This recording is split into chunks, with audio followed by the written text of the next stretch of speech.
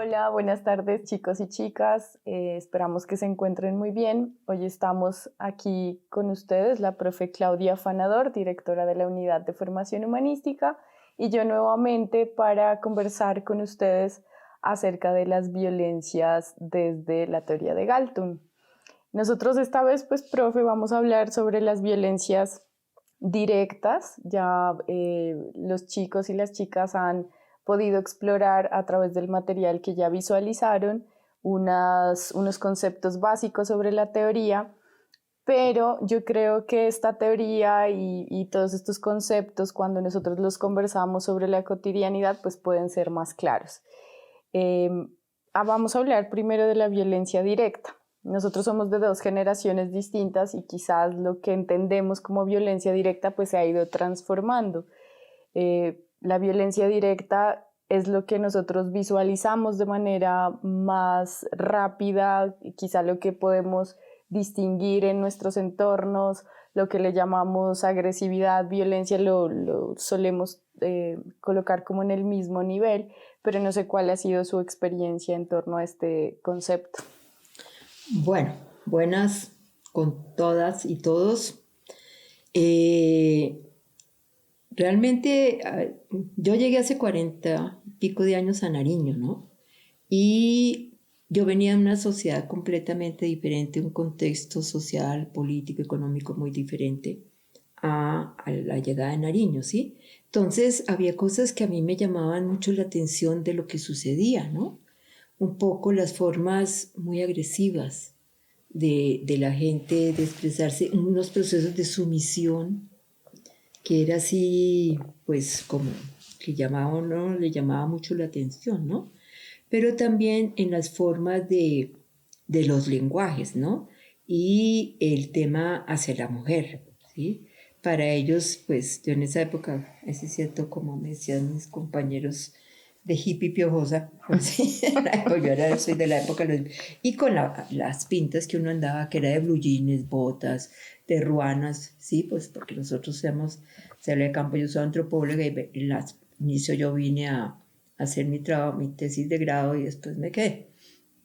Entonces, las formas como los hombres se dirigían a uno, yo decía, pues yo tenía tenido compañeros hombres en el colegio, yo me formé en un colegio mixto y después en la universidad, pero era como una cosa normal y no había una diferencia en el trato, pero aquí sí empecé a ver y eso ya se me llamaba tanto la atención, yo no entendía y cómo la mujer era relegada a un lado, ¿sí? Y uno veía en la calle que los hombres iban adelante y siempre las mujeres iban atrás, independientemente del estrato social, la parte... No, siempre yo decía, pero ¿por qué se quedan atrás y calladas? Y no se dirigían hacia él, sino el hombre que estuviera ahí, entre los hombres hablaban y no hablaban con las mujeres. Eso me parecía tenaz, ¿no? Y cuando entré a la universidad, también el desconocimiento, yo pensé que el mundo académico era el mundo académico y no había diferencias de nada, no. Me acuerdo tanto en una reunión de profesores que éramos 22 profesores hombres y 2 profesoras mujeres. Y estábamos hablando sobre proyectos de adelantar en el departamento de ciencias sociales. Entonces, con la profesora que estábamos propusimos una cosa y nos miraron como diciéndonos, ¿ustedes qué piensan? 5 minutos después, otro compañero dijo lo mismo que nosotros dijimos. ¡Qué maravilla de idea! ¡Bravo! Que no sé qué. Yo, ¿estos qué les pasa? También después tuvimos unas dificultades muy fuertes porque nos atrevimos con otra profesora a poner en cuestión unos proyectos de vacas sagradas que había y que cómo nos atrevíamos a cuestionar la metodología. Decíamos, pues si van a trabajar con comunidades indígenas, ¿cómo van a ir a hacer encuestas? ¿Cómo van a hacer eso? Eso no tiene sentido y el proyecto fue devuelto por Conciencias. Pero nos hicieron una encerrona a las dos, los profesores, así, en donde, como un juicio. Y cuando un concepto de investigación se pone en juicio, salió y si le portó bien y si no, no. Pero así, y de una agresión, yo salí con mi amiga, salimos llorando de esa reunión. Yo decía, ¿pero esta cosa qué es?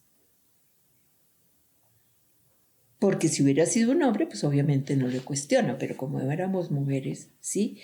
Y después también uno empieza a ver en la misma universidad, pues en la transformación que tuvo esta sociedad con todo el tema de la guerra, el desplazamiento, empieza uno a ver formas muy violentas, sí, que eran normales, ¿sí? Para la gente era normal gritarlo a uno, ¿sí? Normal, como lo miraban a uno y lo ignoraban. Cosas así chicas, ¿esto qué es, no? Pero va uno viendo cómo se ha ido transformando. Pero también uno empezar a pensar ¿por qué esto, no? Entonces, como dice mi hija, machismo se escribe con M de mamá. Entonces, ¿cómo esas formas las hemos heredado, ¿sí? Las mujeres hay que aguantar, uno tiene que aguantar, no importa lo que pase, y pues los hombres no tienen que aguantar, ellos son los que tienen la verdad en sus manos. Entonces eso uno lo veía, y también lo veía mucho en el espacio de clase, ¿no? Primero, que para ellos tener una profesora era raro. Eran profesores en su mayoría, todavía siguen siendo profesores en su mayoría, pero en esa época. Y que uno los cuestionara. ¿Cómo así que esta profesora me está cuestionando? ¿Y cómo es que pide respeto por las compañeras? Y entonces, me acuerdo que en clase llegaban los muchachos a silbar a las compañeras, y yo, pues, a ver, esto no estamos en la calle, es un salón de clase, nos vamos a respetar. El que no le gusta, ahí está la puerta. No van a respetar a sus compañeras. Porque el respeto pero era normal. Y ellas me miraban y como diciéndome, ¿y esta por qué se queja? Pero eso fue, yo pienso que en todos estos tiempos se ha ido transformando, pero se ha visibilizado mucho más. Y hoy en día somos más conscientes y observamos más lo que pasa. Y nos damos cuenta más de... Yo creo que el que sea observable tiene que ver también con que estamos en un medio en el que estas violencias pueden ser denunciadas, que es algo que está siendo como muy usado últimamente. El tema de hacer denuncias públicas, de hacer panfletos, ¿no? Algunos movimientos feministas, colectivos de base en función del género específicamente han utilizado estos medios que a mi modo de ver, aunque se deslegitimen en algunos puntos, pues tienen un valor social bien fuerte. Y justamente es por eso, porque a veces esta violencia que es directa, que es observable, nosotros la reducimos solamente a la violencia física. Entonces estamos buscando el morado, la sangre, el golpe, la fractura, el abuso sexual, ¿no? Pero hay violencias que son económicas, que son patrimoniales, y hay una que es invisible, que es la violencia psicológica. Entonces, muchas personas pueden estar viviendo un montón de violencias, pero como están calladas, como no se observan, pues la gente piensa que no está pasando nada. No, y no solo es eso, sino que siempre crecieron en esas formas y entonces no saben que son violencia, ¿sí? Entonces, cuando uno pone sobre la mesa el tema, uno ve caras, pongámoslo en muchos salones de clase, de todo el mundo como diciendo, ¿esto es violencia? ¿Cómo así? Si yo toda mi vida he estado así, ¿no? Entonces, en términos del trato, el término de la negación, ¿no? Uno ha visto hacia la comunidad del Pacífico, ciertos docentes cómo se expresan, y los mismos en clase nos han contado los mismos compañeros, no las personas que fueron violentadas, sino alguien que, pues, esta chica no entendía y preguntó varias veces, y al final el profesor le dijo, negra, ¿sí entiendes? Entonces, ese tipo de formas de expresión que dice, pero si no le dijo nada, no pasó nada, no, es el tono con que lo decimos. Y en eso, pues, ¿qué le dijimos? Pues que primero, que términos racistas, segundo, que como era mujer, y en tercero, porque como bruta, ¿sí? Entonces, toda esa carga de esas lecturas que nosotros hacemos, y que, quieras o no, la gente no hace conciencia, pero sí va sintiendo este proceso y lo interioriza, y siempre aguanta, si siempre no se queja, no es Y eso lleva a procesos psicológicos muy fuertes, ¿no? Nosotros vemos pues hoy tenemos unos niveles de depresión brutales y muchos son por el tema de esta negación, de la no posibilidad del ser, del trato que les damos, ¿sí? Pues hoy en día el tema del afecto, ¿no? Para nosotros es tan importante el afecto y sentirlo, ¿no? Entonces un abrazo, un saludar bien, ponerle atención al menos, ¿cómo estás? ¿Cómo te ha ido? Y si le revuelve a uno, pare y escuche. Todas esas formas que hoy en día las estamos viendo, pero que no las entendemos, ¿sí? Ponerle el tema del saludo, de lo que el otro día conversábamos, del saludo. Hoy en día nadie lo saluda a uno. Y en clase yo les digo peleando, no saludan. Uno llega y dice, yo digo, llego y buenos días, ¿cómo están? Yo sé que a uno, como vamos en asistencia remota, prendieron el computador, entraron en Zoom y se fueron a desayunar. Para no pensar en más cosas. Entonces uno dice, a ver, eso es ejercer violencia, ¿no? Porque cuando yo saludo estoy reconociendo al otro también de la forma de saludar. Sé qué relación tengo con el otro, ¿sí? Cuando hay cercanía, pero también el tema del saludo, fíjate cómo en estos últimos tiempos ha variado las formas de saludarse. Hola, marica. Para mí en mi época que era en eso era una agresión. Pero eso sigue teniendo una carga de agresión, pues en mi época se decían otras palabras peores, yo las decía mucho, pero ve uno esas formas de agresión y de irrespeto que se han normalizado.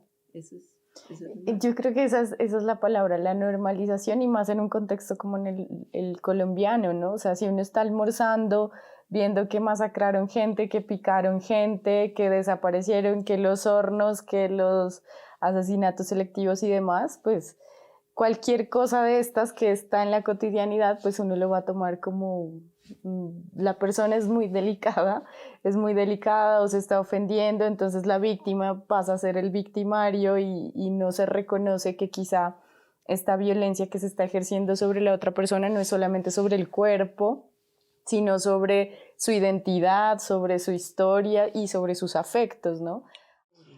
Además que yo creo que no creo que seamos violentos, pero sí hay una agresividad en el trato en Colombia. Más Sí. que, bueno, el tema es que confundimos el tema de la violencia con lo agresivo, ¿no? Porque pasamos de la agresión a la violencia, ¿sí? Es un paso muy sutil, es una línea muy sutil, es como cuando están peleando un hombre y una mujer, están casados o no, están en una agresión verbal muy fuerte. Y pues yo siempre lo digo, cuando el hombre ve que la va perdiendo, viene a la otra argumentación. Entra en la violencia, ¿sí? Pero ¿cómo lleva esos procesos tan rápidamente? Uno ve hoy en día con el tema de la calle, ¿no? El tema de las motos, cómo se maneja. Todo el mundo maneja a la ofensiva y no a la defensiva. Y cómo ve uno que gente que entra en agresión en segundos y que pasa la violencia. El otro día yo iba pasando un carro, se quería meter por acá, entonces se pegó tanto a la camioneta que su espejo se movió. Y los tipos me persiguieron y todo eso, yo no entendía. Y se bajaron unos jóvenes a golpear el carro. Yo decía, ¿esta cosa qué es? Y yo decía, ¿pero qué fue lo que hicimos? Entonces me decían, no, golpearse. Y dije, no, ellos fueron los que se pegaron, yo no me salí. Pero el tema era de que ellos eran los que tenían la vía, eran los que llevaban, y eso ve uno mucho en la agresión, y se bajan del carro y súper agresivos, después ya se van tranquilizando, ¿sí? O cualquiera discusión, y las discusiones no se pueden llevar en un nivel de amistad o de reconocer que el otro tiene una posición diferente, sino se van subiendo los tonos de voz y es que usted tiene que pensar como yo pienso. Entonces ahí uno ve todas las construcciones de los imaginarios que tenemos frente al otro, frente al hombre, a la mujer, al niño, etc. Ahora que estabas hablando de las violencias directas, también uno lo ve en las calles que van los niños estos que, mamá, yo quiero, y como toca la mamá, y le pega una zarandeada y uno dice, Virgen Santísima, pobre guagua, ¿sí? que eso es una forma de agresión, ¿no? Y eso marca a los niños, eso lo marca Y se uno. normaliza desde la infancia, entonces cuando se reproduce en la adultez es normal, es tomado como una forma de reacción. De hecho, cuando hay este tipo de violencias, la gente les cuesta mucho reconocer, ya en unos espacios, por ejemplo, en los espacios terapéuticos o en los espacios legales, reconocer que se le está haciendo daño al otro, porque pensamos que el daño es sangre, es golpe y no se piensa quizá en estos daños a las infancias, ¿no? Enseñarle a un niño que todo se arregla gritando a través de la agresividad, pues es enseñarle que el afecto debe ser agresivo. Entonces, si después este niño, esta niña se va a relacionar con su pareja, con su nueva familia de una manera agresiva, pues es lo que ha aprendido como afectivo. Porque a veces creemos que el afecto solamente es positivo, pero también puede ser negativo. No, es negativo en términos de la manipulación, Exacto. ¿sí? Un poco como porque te quiero te aporreo, ¿no? Entonces, pero el aporreo de muchas formas, entonces el chantaje emocional que se ejerce es tenaz y poner en las parejas es, si se quiere lograr algo, viene el chantaje emocional, ¿no? Entonces, si no me permites, entonces yo hago esto, y entonces, pero se va a los afectos, ¿no? A lo que a uno más le duele o posibilidades de eso. Entonces, pero eso lo heredamos, eso lo aprendemos, ¿sí? Entonces, cuando siempre hemos sido violentados desde nuestras propias hogares o familias, etcétera, o lo han hecho, uno va y lo hace también, ¿no? Algo que me parece que aquí me llamó mucho la atención y me parecía muy tenaz era la negación hacia los niños. Si el mundo era los grandes, los niños no existían. Y los niños existían y todo era para los grandes y los niños siempre tenían que esperar, que lidiar, etcétera, pero el mundo de los niños era un mundo del no y en el mundo no reconocido. Eso sí me impresionó mucho cuando yo llegué a Nariño y pues sí, hemos visto las transformaciones y también cómo padres se vinculaban a los procesos educativos de los estudiantes, de sus hijos, y cómo han hecho conciencia también, como papá y mamá, de temas de las agresiones, ¿no? Que no hemos llegado a lo que pensaría uno, lo que es lo mejor, porque esto se sigue dando de una manera muy, muy fuerte. Pero pues al hablarlo nosotros ahora, es para que chicos y chicas hagan conciencia de eso y no repitamos, ¿sí? Porque uno muchas veces, yo me culpo también, estoy de pronto en clase, subo la voz porque ya empezó a subírseme el afanador y termino gritando y digo, no, ¿cómo que grito? No, hay que bajar el tono. O cuando alguien lo desespera por sus acciones, porque hace y hace, uno termina gritando, y que eso no debe ser, sino explicar de otras formas. O también los procesos de cómo los y las estudiantes muchas veces recurren a uno para contarle algo, para pedirle una ayuda, todo eso. Entonces la forma como reaccionemos frente a eso, cómo generamos espacios donde ellos pueden comunicarse tranquilamente y pues no vamos a entrar a juzgar a nadie, todos podemos estar en X, Y, Z, pero es cómo podemos colaborar, pero para que no se sientan en espacios de agresión, para poder ellos poder expresar. Yo eso lo veo mucho, ¿sí? Y también algo que yo creo que hay que manejar y que es una forma de agresión es el chisme. Y hoy en día con los WhatsApp, con el rumor y todo eso, y que no hemos podido entender que la vida privada de las personas es la vida privada de las personas. No porque yo tengo una pareja, la pareja se puede meter en mi mundo. Es mi vida privada y si yo quiero compartirla, la comparto, si no quiero, no. ¿Sí? Pero no pensar que si no la comparto es que estoy haciendo algo malo. Entonces ahí vienen también las otras agresiones y formas de violencia, porque es que no, es que usted me lo está jugando, es que no sé qué. El mirar el celular, cogerle el computador a la pareja, eso es violencia. Y quizá no lo vemos así, ¿no? Uno dice violencia basada en género, la gente se está imaginando solamente el golpe, la violencia sexual, o cuando hablamos de violencia intrafamiliar que se golpea a los niños, y no, pues es mucho más grande. me estaba recordando lo que usted dice a un ejercicio que yo les hago a mis estudiantes de resolución de conflictos. Yo les pongo un ejercicio muy fácil. Les digo, usted va a un restaurante. El mesero le sirve, le coloca el vasito en la mesa y usted se da cuenta de que el vaso está sucio. ¿Qué es lo primero que siente? ¿Qué es lo primero que piensa? ¿Y qué es lo primero que hace? Yo divido como el comportamiento en estas tres fases porque hay una cosa que la violencia hace en nuestro cerebro y es desconectarnos la parte afectiva. Entonces uno de una dice, no, yo de una creo que en ese restaurante son unos cochinos. Y yo les digo, listo, eso es lo que usted piensa, pero ¿qué es lo que siente? Tenemos desconectada la sensación y pasamos de una al acto, ¿no? Yo llamo al gerente, yo insulto al mesero o yo llamo al mesero y le digo que me cambie el vaso. Algunos dicen yo no hago nada para no molestar al mesero. Hay un montón de estilos de respuesta, pero de la manera en la que uno conecta estas tres esferas, lo emocional, lo cognitivo, que es del pensamiento y la conducta, pues va a resultar un comportamiento que puede ser o no violento.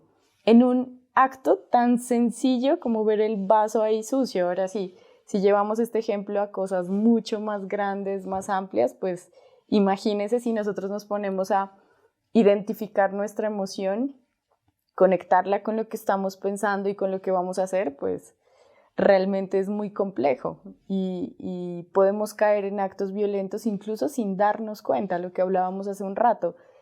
Está tan metido esto en nuestro inconsciente, en nuestra mente, que podemos llegar a ser violentos o violentas de una manera tan natural y tan sin pensarlo que ni siquiera uno sabe que está afectando a otro. No, y no se da cuenta y es lo que uno ponerle últimamente ve en la universidad, eso a mí me preocupa muchísimo, ¿no? Es como nos hemos vuelto muy agresivos en general y ejercemos otro tipos de violencia simbólica muy fuerte hacia todo el mundo. Lo escucha uno en las quejas de los estudiantes, de los profesores, del diario vivir, ¿no? Cómo se hace, y entonces eso uno lo va reproduciendo. Entonces uno interiormente lo reproduce, hacia afuera va y lo reproduce, se forma parte de la vida, de la cotidianidad, que las cosas tienen que ser así. Yo lo digo, pongámosle, cuando no sean los procesos yo que volteo, no, me voy a ir a pelear. Lo digo muy coloquialmente, pero ahorita me hace caer en cuenta que es una forma muy agresiva de expresarme O cuando frente a eso, trabajo ¿no? como negro, es que mi jefe es negrero, es una palabra racista Racista, y uno ¿sí? lo repite y ya. Uh-huh. Y creo que esa violencia simbólica está muy metida en nuestro lenguaje. No, es permanente. Yo los invito a que, que cuando chicos, chicas hablen entre ustedes, vayan de pronto anotando las palabritas que vamos utilizando para que uno haga conciencia de las formas de expresión, también las formas de cómo expresamos el afecto, pero cuando lo expresamos, ¿qué es lo que el otro está entendiendo? ¿Sí? Porque muchas veces una llamada de atención, el otro lo siente como una agresión y yo solo pues estoy muy amablemente pidiéndole que por favor haga cosas, pero en términos de lo que hablas del restaurante, muchas veces cuando uno llama y dice, vea señor, por favor me cambie este vaso, o a la persona que uno le pide se siente pues que uno le está diciendo quién sabe qué cosa. En ambos sentidos se da también, ¿no? Pero eso sí uno lo ve mucho y por grupos sociales y por grupos culturales, ¿no? En donde uno no puede expresar su inconformismo con algo, ¿sí? Un tema que pues tenemos los colombianos es la atención, ¿no? Entonces tú entras a un almacén y pues obviamente se trata de que tú compres. Te bajan el almacén así tú no compres nada. Voy a hacer eso en el Ecuador. Pues iba a comprar No. algo y en el Perú con la comida. Uno vaya a comer y los meseros como que tienen un afán de que uno coma y ellos poder sí, entonces casi no lo dejan ni comer. Entonces uno, ¿qué es esto? ¿Sí? Entonces son formas culturales que uno las siente como una agresión, pero para ellos no es agresión, son unas formas normales de la vida. Entonces aquí también tenemos que entenderlo, ahí está el tema de las formas en un sitio y en otro, ¿sí? Ponerle el mundo de las zonas bajas, de las zonas cálidas, es un mundo como más abierto, ¿no? Entonces la gente se expresa hacia uno de una manera como más tranquila o más informal, ¿sí? Entonces uno, ¿y esto qué le pasa? O aquí en la sierra pues es diferente, ¿no? Entonces también hoy en día algo que creo que tenemos que hacer es una campaña. En la universidad todos somos profesores o profes, pero acá no con el tema del doctor, el magíster. A ver, eso es una agresión, yo siento que eso es una agresión, sí, porque a mí me tienen que llamar de acuerdo a mi conocimiento, es que yo soy doctor. Pues sí, académicamente lo eres, pero estás en una relación de igualdad con los estudiantes, pero eso es ejercer violencia, ¿no? Entonces, cuando mucho, más de uno le dice a uno le dice al doctor, por favor. Bueno, yo sí, doctor, váyanse para el diablo, yo no voy a decir así, pero sí he visto que le dicen a alguien más, y yo, te la que llamarte, esta universidad todos somos profes, y estamos en iguales, porque es una relación igual, porque esa es otra. ¿Cómo ejercemos la violencia en términos de que yo estoy más arriba que tú? Entonces, todo también en términos de, en el aula de clase, las violencias que se ejercen hacia los estudiantes, porque el profesor es el que tiene la razón, el profesor es el que puede hablar, y lo que él dijo se hace. Profesor y profesora, pues, no podemos excluir. Entonces, también como esos patrones los vamos asumiendo y los vamos reproduciendo, ¿no? Hemos hablado de la violencia física, de la violencia psicológica, de cómo la violencia verbal también es directa, pero hay otros dos tipos de violencia que suelen ser tomados como otra cosa y no como violentas, y tienen que ver con la violencia económica y la violencia patrimonial, ¿no? Por ejemplo, el tema de que alguien haga uso del salario de otra persona sin su consentimiento, o que tenga que dar cuentas sobre su sueldo o sobre sus bienes, o que se le quiten las tierras, las propiedades a las personas de una manera sin su voluntad, ¿no? Esto pasa mucho en las comunidades, pasa con los adultos mayores, y estos tipos de violencia, lo mismo, al no haber sangre, no le saco la metralleta a nadie, pero entonces fírmeme aquí, o le quito la pensión al abuelo, o se le quitan las propiedades a los familiares, o en el caso de las parejas también puede suceder. No sé cómo lo ha visto usted esa evolución, porque antes creo que el tema patrimonial era como más aceptado, sobre todo en el tema de las mujeres, que no podían tener títulos, valor, propiedad de sus cosas, todo estaba a nombre del marido, y si el marido se murió, pues a ver cuántos hijos tiene por fuera, no sé. Sí, lo que pasa es que mientras que las mujeres no fuimos mayores de edad, todo lo administraban los hombres, ¿sí? Entonces, si uno recibía algo, ponerle una herencia, quien la administraba era el marido O el papá. o el papá, pues porque ellos eran los ciudadanos y podían firmar documentos, mientras que las mujeres no. En la medida en que se fue transformando la ley, ¿sí? Ya fuimos reconocidas como ciudadanas, ¿sí? Pero en términos de la estructura social siguió siendo lo mismo. Una cosa es la norma y otra cosa es que la sociedad la suma, ¿no?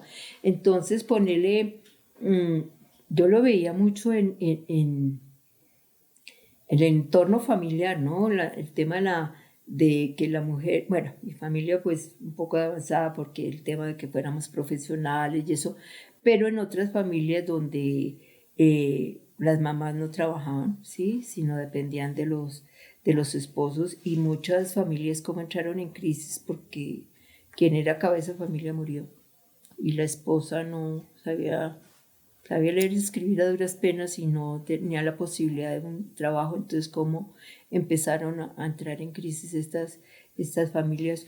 O otras que el tema de las herencias, tenaz, ¿sí? La herencia termina siendo una peleadera por la plata. O la otra es como eso se agudiza. No creo que es que ella se ha agudizado, sino se visualiza más el tema de la violencia ejercida hacia la gente de la tercera edad, ¿sí? En términos de muchas maneras. Uno es la económica que tú dices, sí, la otra es el robo de los bienes. pero también es el desconocimiento de los saberes. ¿Sí? Volvemos como los niños, te calles de que usted no sabe nada. Eso que dice mi papá son puras babosadas, son Ya está historias. viejito. Eso no le haga caso a mi mamá que está loca. Sí, pero es la negación de ellos, pero es encaminada a quitarles otras cosas, ¿no? Y también pues el tema de la enfermedad, ¿sí? Porque como no hemos tenido una cultura de la prevención, entonces ponerle el tema de la demencia senil, el Alzheimer, que son enfermedades muy tenaces y se vuelven enfermedades familiares. Entonces ya los hijos, porque no tenemos la cultura, no tenemos las formas sociales, no las formas sociales de la responsabilidad que como familia tenemos hacia los miembros, independientemente qué edad se tenga, como integrantes de estas familias, ¿no? Pero en esta sociedad individualista, cruzada por que lo importante es tener y no ser, entonces cómo se ha visto afectada un sector de la población muy, muy fuertemente, ¿no? Y también que ha llevado a otras formas que yo siento que ahora que estás hablando de violencia es también las parejas hoy en día no quieren tener hijos, ¿sí? Entonces empieza uno que es una violencia ejercida hacia la sociedad en general y no hacia los individuos, ¿no? Entonces también tendríamos que empezar a mirar esa parte de las violencias que se ejercen hacia las comunidades, ¿no? Por las acciones que los grupos que forman parte de esas sociedades están haciendo, ¿no? Creo que eso es algo que no lo hemos estudiado y que también se revierte posteriormente a hacer violencias hacia los individuos, ¿no?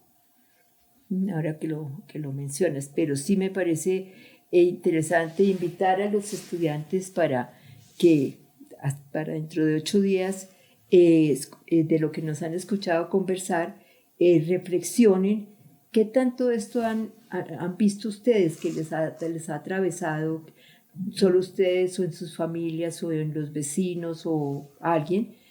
Ahí sí es cierto, como diríamos coloquialmente, queremos que nos cuenten el milagro, pero no el santo, para poder entre todos saber que todos o lo hemos hecho o lo hemos sentido, ¿sí? Pero para que el tema de verbalizar lleva a que hagamos conciencia de estas acciones. Entonces creo que esa sería como la tarea de reflexión a partir también de la lectura pequeña que se les deja y las preguntas que van a estar en el aula virtual para que dentro de 8 días continuamos con el tema, pero partimos primero de escucharlos a ustedes, después volvemos a hablar, a tener otra charla y después los volvemos a escuchar. Bueno, gracias. Nos vemos dentro de 8 días. Buena semana.